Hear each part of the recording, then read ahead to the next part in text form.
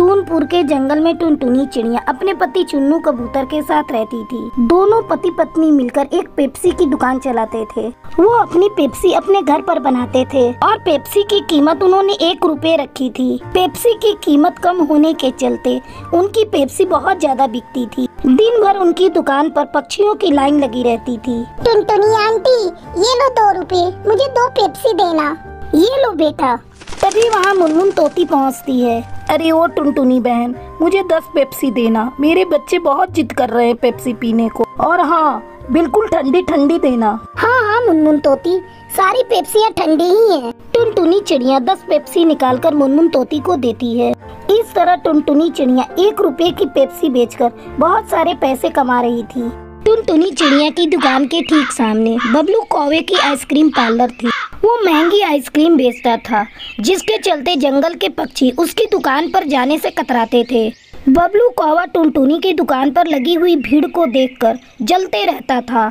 एक दिन वो अपनी पत्नी सुंदरी कौवी से कहता है, वो देख सुंदरी, दिन भर टुनटुनी और चुन्नू कबूतर की दुकान पर पक्षियों की लाइन लगी रहती है। कोई हमारी दुकान की तरफ देखता भी नहीं। जब से इन लोगों ने 1 रुपए वाली पेप्सी बेचनी शुरू कर दी है, हमारे आइसक्रीम का धंधा तो बिल्कुल चौपट ही हो गया है। कुछ समझ में नहीं आता कैसे अपनी दुकान पर ग्राहकों को बुलाऊं। तुम बेकार की चिंता करके अपना खून जला रहे हो। मेरी बात मानो तो तुम भी 1 रुपए वाली पेप्सी बेचना शुरू कर दो। ग्राहक खुद ब खुद हमारी दुकान पर आना शुरू कर देंगे। लेकिन सुंदरी, ये पेप्सी बनाएगा कौन? हमें तो पेप्सी बनाना आता भी नहीं।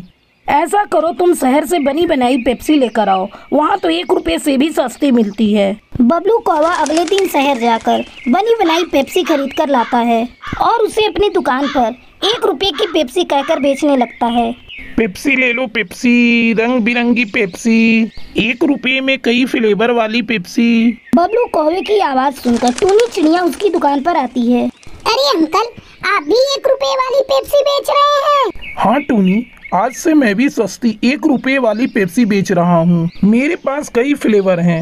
ये लो पैसे अंकल, मुझे मैंगो फ्लेवर की 2 पेप्सी देना। पैसे लेकर बबलू कौवा टूनी चिड़िया को मैंगो फ्लेवर की पेप्सी देता है। टूनी चिड़िया पेप्सी पीकर कहती है, अंकल ये पेप्सी बहुत ही स्वादिष्ट है, मैं जा रही हूँ, अपने और दोस्तों को लेकर आ रही हूँ। पेप्सी के कई फ्लेवर होने के कारण बबलू कौवे की दुकान चल पड़ती है। टुनटुनी चिड़िया के सारे ग्राहक अब बबलू कौवे की दुकान से ही पेप्सी लेने लगते हैं। ये सब देखकर चुन्नू कबूतर बहुत ही दुखी हो जाता है। तब टुनटुनी चिड़िया उसे समझाती है, तुम इस तरह दुखी क्यों हो रहे हो? हमारी पेप्सी बिना केमिकल वाली है, देखना एक न एक दिन सारे ग्राहक फिर से आना शुरू कर देंगे। इस तरह कुछ दिन बीत जाते हैं। बबलू कौवे की केमिकल वाली पेप्सी पीकर पक्षी बीमार पड़ने लगते हैं। सारे पक्षी उसकी दुकान पर हंगामा करने लगते हैं। बबलू कौवा, तुम अपनी पेप्सी में क्या मिलाते हो? हमारे बच्चे तुम्हारी पेप्सी पीकर बीमार पड़ गए हैं। आज से पहले कभी ऐसा नहीं हुआ। टुनटुनी की पेप्सी पीकर कभी बच्चे बीमार नहीं पड़े। हम तुम्हारी कंप्लेन पुलिस में करेंगे। नहीं नहीं, तुम लोग पुलिस में मेरी कंप्लेन मत करना। अब से मैं पेप्सी बेचना बंद कर दूंगा। मैं ये पेप्सी शहर से खरीद कर लाता था, मुझे नहीं पता था कि इसमें केमिकल मिली हुई है। उस दिन के बाद से बबलू कौवा पेप्सी बेचना बंद कर देता है। अब जंगल के सारे पक्षी टुनटुनी चिड़िया की दुकान पर उसके हाथ की बनी हुई 1 रुपए वाली पेप्सी पीने के लिए जाने लगते हैं। वापस से ग्राहकों की भीड़ अपनी दुकान पर देखकर टुनटुनी चिड़िया और चुन्नू कबूतर बहुत खुश होते हैं। धीरे धीरे वो अपनी दुकान पर अब कई तरह के फ्लेवर की पेप्सी बनाकर बेचने लगते हैं। अब उनकी दुकान की बिक्री पहले से ज्यादा बढ़ जाती है। फिर टुनटुनी चिड़िया और चुन्नू कबूतर खुशी खुशी रहने लगते हैं। चंपक वन में टुनटुनी नाम की एक चिड़िया रहती थी। जब टुनटुनी छोटी थी तभी उसके पिता की मौत हो गई थी। किसी तरह उसकी माँ टूनी चिड़िया ने उसे पाल पोस कर बड़ा किया।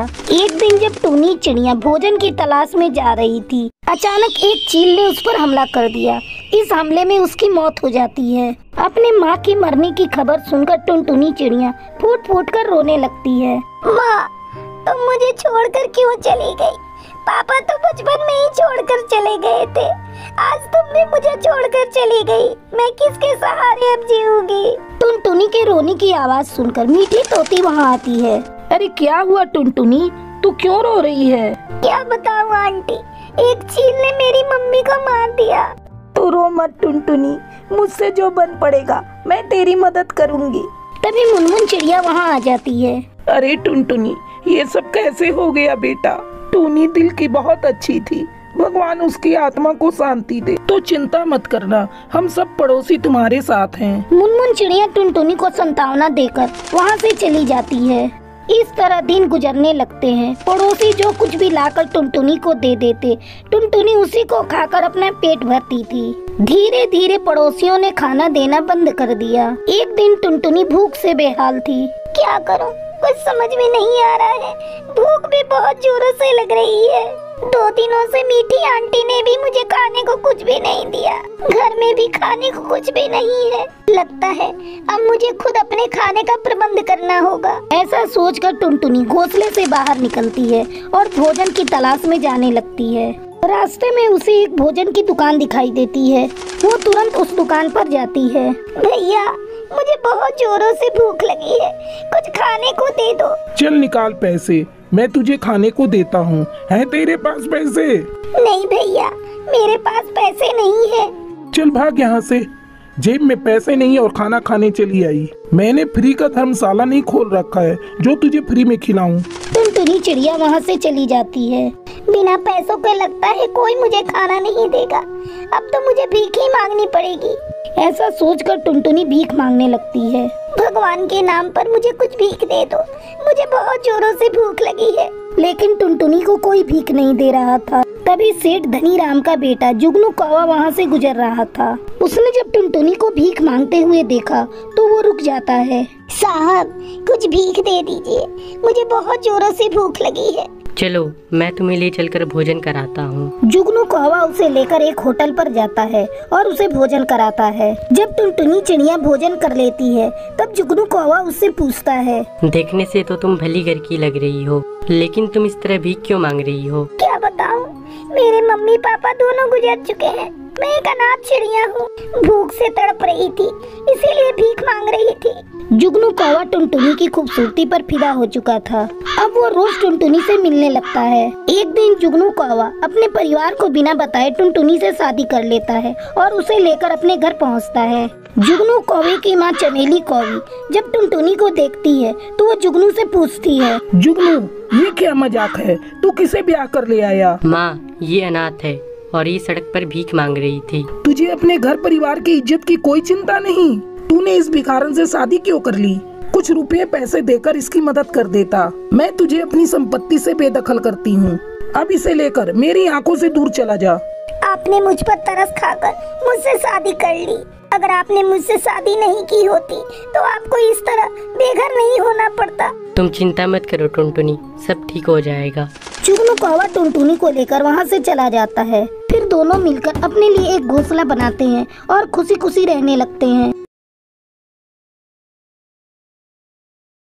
भरतपुर के जंगल में एक पेड़ पर बहुत सारे पक्षी अपना घोंसला बनाकर रहते थे। उसी पेड़ पर चमेली कौवी भी अपने पूरे परिवार के साथ रहती थी। चमेली कौवी बहुत ही कंजूस थी। कुछ ही दिनों पहले उसके चारों बेटों की शादी हुई थी। शादी के 1 महीने बाद उसके चारों बेटे अपनी अपनी नौकरी पर वापस चले जाते हैं। वे चारों शहर में नौकरी करते थे। एक दिन चमेली की बड़ी बहू टुनटुनी किचन में कुछ बना रही थी। तभी चमेली कौवी वहाँ आती है। अरे बहू, सुबह सुबह ये तू क्या बना रही है? माँ जी, मैं अपने लिए आलू चाट बना रही हूँ। मुझे चटपटा खाने को बहुत मन कर रहा है। आप कहें तो मैं आपके लिए भी बना दूँ। उसी समय गौरी कबूतरी भी वहाँ आ जाती है। अरे भाभी, पता नहीं आजकल मेरा भी मन क्यों चटपटा खाने को कर रहा है। ऐसा करिए, थोड़ा मेरे लिए भी आलू चाट बना दीजिए। ये क्या तुम दोनों ने आलू चाट लगा रखा है? तुम दोनों को पता है आजकल आलू कितना महंगा मिल रहा है? कोई आलू चाट नहीं बनेगा। टुनटुनी बहू, इन आलूओं की तू सब्जी बना दे। और गौरी बहू, तुम जाओ और जाकर कमरे की सफाई करो। इतना कहकर चमेली कौवी वहाँ से चली जाती है। टुनटुनी भाभी, ये माँ जी बहुत कंजूस है, हमें कुछ भी खाने नहीं देती। अच्छा गौरी, तेरा भी मन चटपटा खाने को कर रहा है और मेरा भी। ऐसा तो नहीं कि हम दोनों गर्भवती हैं? हो सकता है भाभी, लेकिन इसका पता कैसे लगाएं? अरे इसमें कौन सी बड़ी बात है। आजकल बाजार में प्रेगनेंसी टेस्ट किट मिल रही है, हम लोग उसी से टेस्ट करके पता कर लेंगे। दोनों बहुएं अपना अपना टेस्ट करती हैं। उन्हें पता चलता है कि वे दोनों गर्भवती हैं। टुनटुनी ये बात जाकर अपनी सास चमेली कौवी को बताती है। माँ जी आप दादी बनने वाली हैं। मैं और गौरी कबूतरी दोनों गर्भवती हैं। ये तो तूने बहुत बड़ी खुशखबरी दी है। पता नहीं दोनों छोटी बहुएं कब मुझे खुशखबरी देंगी। कुछ दिनों बाद टूनी चिड़िया और मीठी तोती भी आकर अपने गर्भवती होने की खबर बताती हैं। ये सुनकर चमेली कौवी खुश हो जाती है। इस तरह कुछ दिन गुजर जाते हैं। एक दिन टुनटुनी अपने कमरे में खिड़की के पास बैठी थी, तभी उसे अमरूद वाले की आवाज सुनाई देती है। ए अमरूद ले लो, अमरूद ताजे ताजे पके अमरूद। टुनटुनी अमरूद खाने के लिए मचलने लगती है। वो चमेली के पास आकर कहती है, माँ जी मेरा मन अमरूद खाने को कर रहा है, कुछ पैसे दीजिए। टुनटुनी तू आजकल बहुत चटोरी हो गई है। तेरी देखा देखी और बहुएं भी चटोरी हो गई हैं। जरा अपने चटोरेपन पे लगाम लगा। मेरे पास इतने पैसे नहीं हैं कि मैं तुम सबको इतने महंगे अमरूद खिलाऊं। कुछ भी मोहल्ले में बिकने आ जाता है, तेरे मुंह से लार टपकने लगती है। माँ जी आप कितनी कंजूस हैं। आपको पता है आपकी बहुएं गर्भवती हैं, फिर भी आप हम लोगों के खाने पीने पर रोक लगाती हैं। इतनी कंजूसी ठीक नहीं। तूने मुझे कंजूस कहा? अगर तुझे लगता है मैं कंजूस हूँ तो अपने मायके से पैसे मंगा ले, फिर जो मर्जी खाते रहना। टुनटुनी चिड़िया मन महसूस करके वहाँ से चली जाती है। कुछ दिनों बाद चारों बहुएं एक एक करके अंडे देती हैं। कम खाने पीने की वजह से टूनी चिड़िया और मीठी तोती के अंडे कमजोर होते हैं और वो फूट जाते हैं। ये देखकर टूनी चिड़िया और मीठी तोती फूट फूट कर रोने लगती हैं। माँ जी आपकी कंजूसी की वजह से मैं माँ नहीं बन पाई। आप मेरे बच्चे की हत्यारन हैं। मैं आपको कभी माफ नहीं करूँगी। मीठी तोती बिना कुछ बोले चुपचाप आंसू बहाते रहती है। ये सब देखकर चमेली कौवी अपने किए पर पछताने लगती है। ये सब मेरी कंजूसी का नतीजा है। अगर मैं कंजूसी नहीं करती तो मेरी बहुओं से उनके माँ बनने का सुख नहीं छीनता। उस दिन के बाद से चमेली कौवी कंजूसी करना छोड़ देती है। समय आने पर टुनटुनी और गौरी कबूतरी के अंडे से प्यारे प्यारे बच्चे बाहर आते हैं। बच्चों की आवाज सुनकर चमेली कौवी खुश हो जाती है। कुछ महीनों बाद टूनी चिड़िया और मीठी तोती भी माँ बन जाती हैं। चमेली कौवी पूरे मोहल्ले में मिठाई बांटती है। फिर सभी खुशी खुशी रहने लगती हैं।